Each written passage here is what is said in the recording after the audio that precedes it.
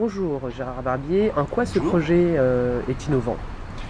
Alors le projet, il est né d'une difficulté particulière de la Seine-Saint-Denis, de n'avoir pas assez de structures foncières existantes pour accueillir des centres d'hébergement à un budget compatible avec ceux qui nous sont accordés.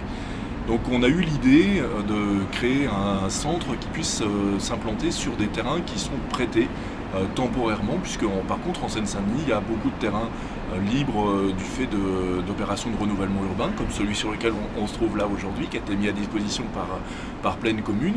Et donc on a imaginé ce dispositif particulier d'avoir un centre d'hébergement posé sur des terrains temporairement disponibles qu'on pourra déplacer par la suite.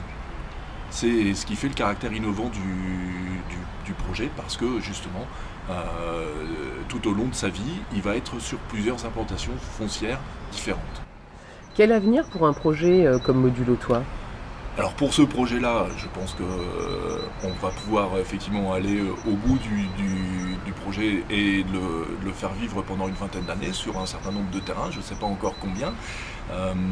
Après, moi ce que j'espère, c'est que d'autres opérateurs que nous pourront à leur tour se lancer dans l'aventure et réaliser des opérations similaires. Alors elles peuvent servir pour tout type de logement ou d'hébergement, pas seulement pour l'utilisation que nous en avons fait. C'est très facile à mettre en œuvre. Des modules, aujourd'hui il y a une offre industrielle très importante sur la fabrication de modules avec tout type d'équipement, tout type de prestations à l'intérieur. Donc ça peut très bien servir pour du logement.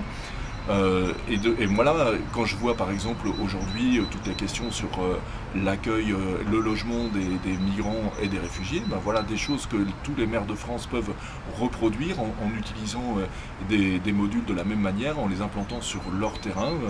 Donc voilà, moi je pense que c'est un projet, en tout cas la formule de construction modulaire, c'est une formule qui est pleine d'avenir.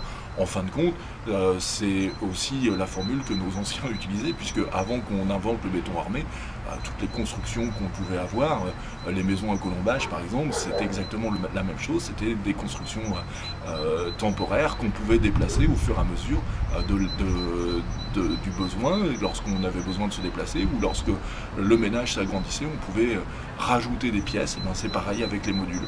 Voilà, donc je pense que c'est l'hébergement et le logement de demain.